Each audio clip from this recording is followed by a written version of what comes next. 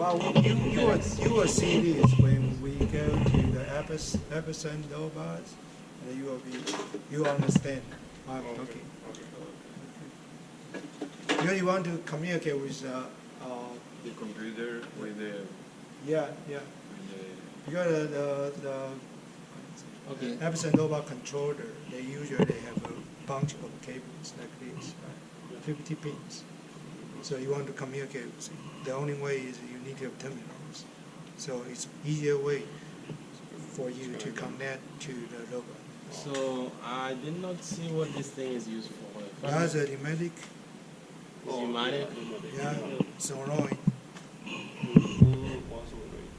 Okay, so You need to activate the gripper, cylinder. Right, in our class, we will tell you that. So don't worry about it. okay, so right, so But they just yeah. give it. So notice that this is very clean, right? It's very well organized and it's fastened Yeah. parallel. It's easy to follow. And it's labeled. Non-fuse breaker. It's well labeled. TV power supply. We have introduced this. Okay, so this is an ideal example. Now,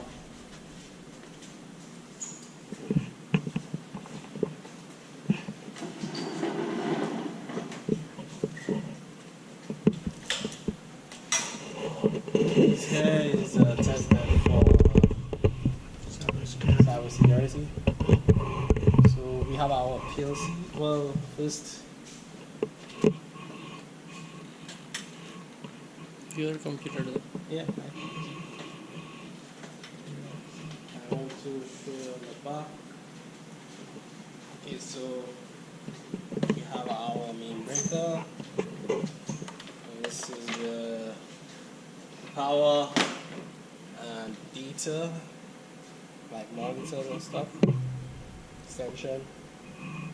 And so once we pass the power to here, like basically when this is up, we can then look at the actual devices.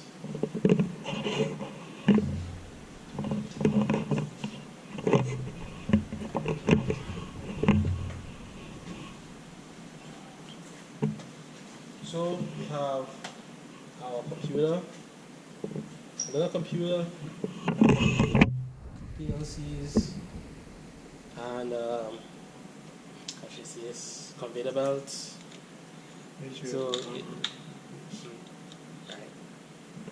now one computer is the attacker, and one computer is the industrial computer operating the factory, right? And the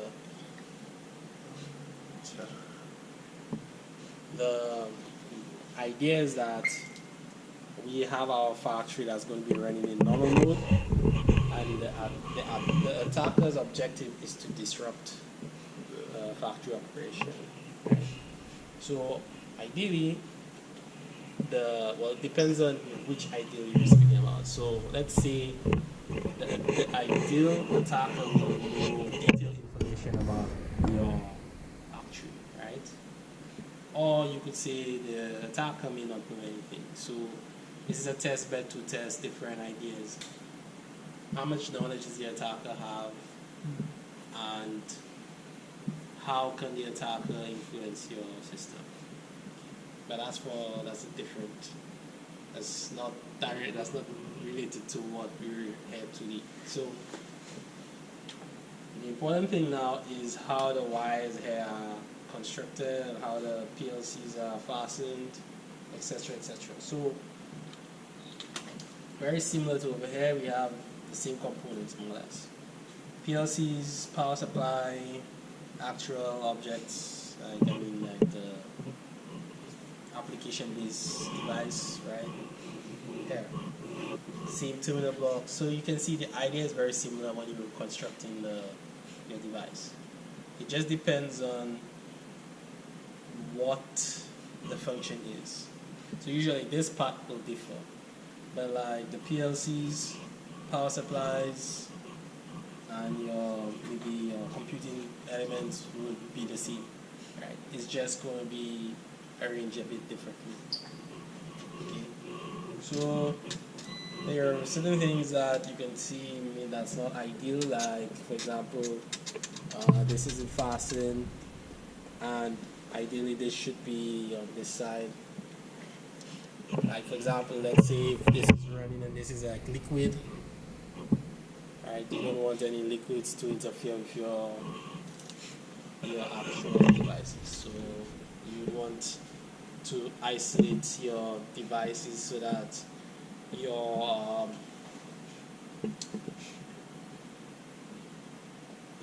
your accidents, right? So in case of an accident, you won't have your devices being spoiled, right? Okay, so let's see. I think that's it for the test bed. And is there anything else? Or maybe I make a recap about these facilities. Basically, you have to recognize what kind of main features you need to have when you design a system. So first, like a power supply, not power supply, a non-fuse break.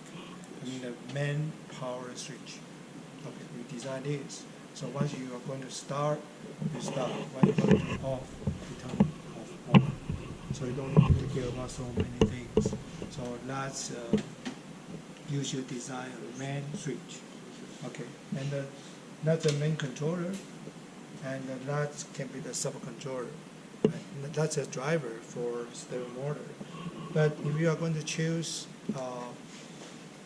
if you are not going to use a PC board for controlling, you need to choose the PLC which provide the ports.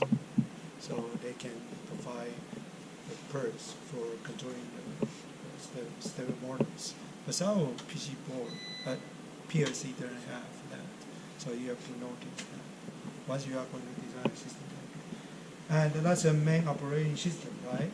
So usually for surveillance, the factory machines, you need to have a supervisor, right? That's what we call upper level facilities. There's many there, right? That's I don't know how to say it. The lowest level is the physical layer, and the network layer, and the supervisor. Yeah. Yeah. So this is kind of that. Okay, but in the local operation, okay, you need to operate the system directly, right? So you need to have HMI. So HMI is for monitor or controlling facilities in factories. These can be SCADA, supervisory control and the data acquisition systems we call SCADA. So which will be monitor all facilities in the factory. HMI is for individual machines. So remember all these. That's all? Okay. No, but before we go, there's something else I want to show you. So let's go back to Okay, let's go.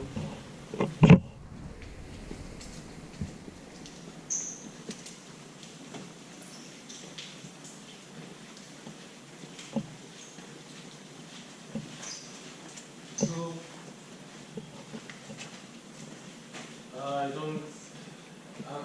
Everyone can just watch my screen. Maybe I should project on the screen. Okay, let's project. Yeah.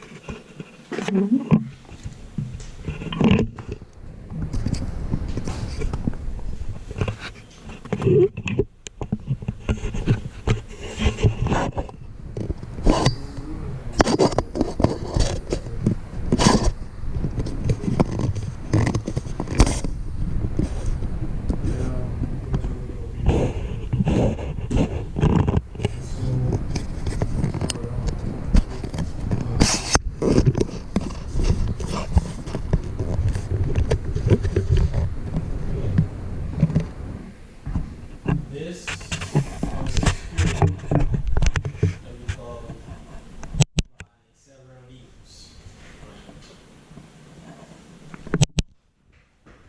In a sense, I think the simplest way to call it is a data sheet. Right?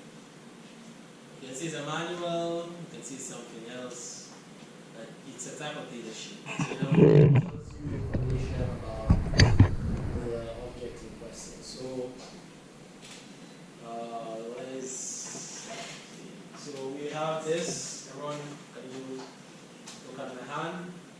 This is a stepper motor, right? Made by Maxon, and it's quite expensive. What is it? 400 euro. To